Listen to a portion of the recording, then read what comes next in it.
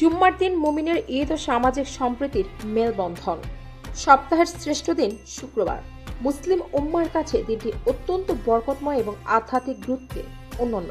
পবিত্র কোরআন ও হাদিসের আলোকে জুম্মার দিনকে সাপ্তাহিক ঈদ হিসেবে অভিহিত করা হয়েছে।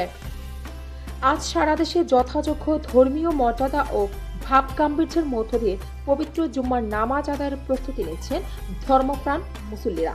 শান্তি ও ঐক্যের প্রতীক জুম্মার নামাজের মূল উদ্দেশ্য কেবল উপাসনা নয়, বরং এটি সামাজিক সম্প্রীতি ও ঐক্যের এক অনন্য নিদর্শন।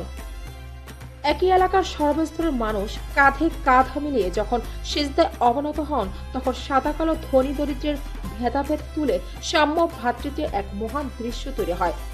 মসজিদের খুতবায় সমসাময়িক বিষয়, নৈতিকতা এবং ধর্মীয় দায়িত্বের উপর আলোকপাত করা হয়, যা মানুষকে সুন্দর জীবন গড়ার দিক নির্দেশনা দেয়।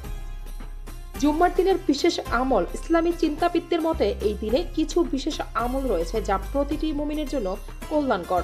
এর মধ্যে রয়েছে পরিষ্কার পরিচ্ছন্ন হওয়া, সুগন্ধি ব্যবহার করা, সূরা কাহাফ তেলাওয়াত করা এবং বেশি বেশি দুরূদ পাঠ করা। হাদিসে আছে, জুম্মার দিন এমন একটি সময় থাকে যখন দোয়া করলে আল্লাহ তাআলা তা কবুল করেন। নিরাপত্তা ও জনস্বাস্থ্য। আজ দেশের বড় বড় মসজিদগুলোতে মুসল্লিদের ব্যাপক সমাগম লক্ষ্য করা যাচ্ছে। বায়তুল মোকাররম জাতীয় মসজিদ সহ দেশের প্রতিটি পাড়া মহল্লার মসজিদে নেওয়া হয়েছে বিশেষ নিরাপত্তা ব্যবস্থা। আলেম ওলামাগণ খুতবায় সমাজের বিশৃঙ্খলা রোধ, শান্তি ও সমৃদ্ধির জন্য বিশেষ দোয়ার আহ্বান জানিয়েছেন।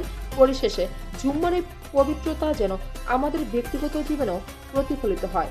হিংসা বিদ্বেষ ভুলে সবাই যেন একটি সুন্দর ও শান্তিপূর্ণ সমাজ গড়তে এগিয়ে আসে, এটাই হোক আজকের দিনের প্রার্থনা।